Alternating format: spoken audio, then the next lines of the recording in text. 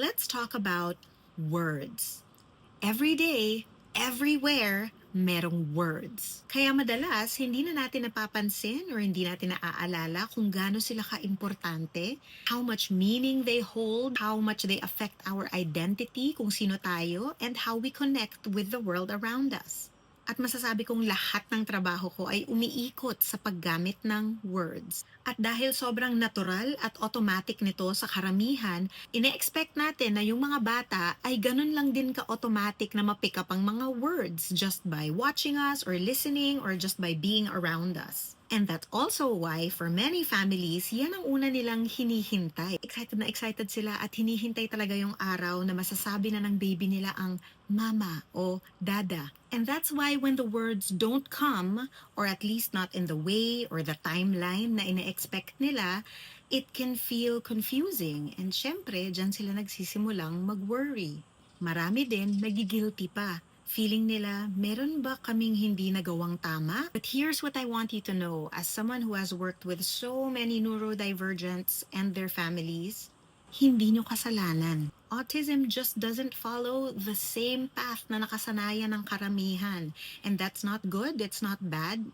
It just is. Ganun lang talaga. So let me explain how and why words are often the first signs that a child is developing differently. They have differences in the way that they process and store and use their words. So let's break it down. Pag sinabing speech, yan ang pagsasalita o yung paggalaw ng bibig at paggamit ng boses. Pero kapag sinabing language, yan ang mas broad na system, kabuuan ng communication na iisa lang doon ang speech or spoken or talking. Pwede rin kasing words are expressed through gestures, sign language, devices, behavior, at meron tayong expressive language and receptive language. Ang expressive language ay kung paano natin ipapahayag yung gusto nating mga sabihin, mga saloobin at nasa isip.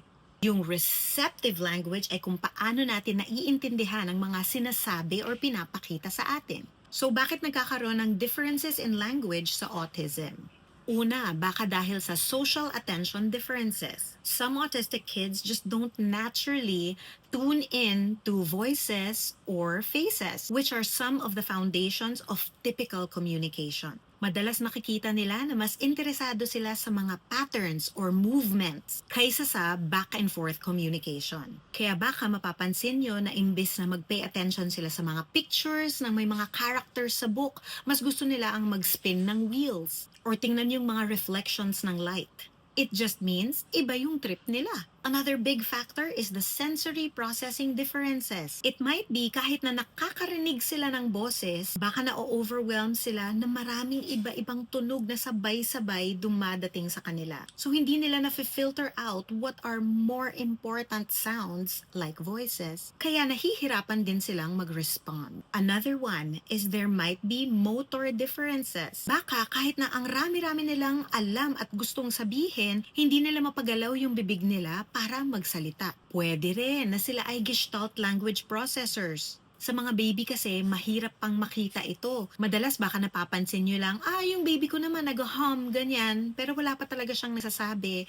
Or sa tingin nyo, nanggagaya lang yan, pero hindi niya talaga alam yung sinasabi niya. So, nai-invalidate yung kung paano sila nagsisimulang nagtatry mag-communicate.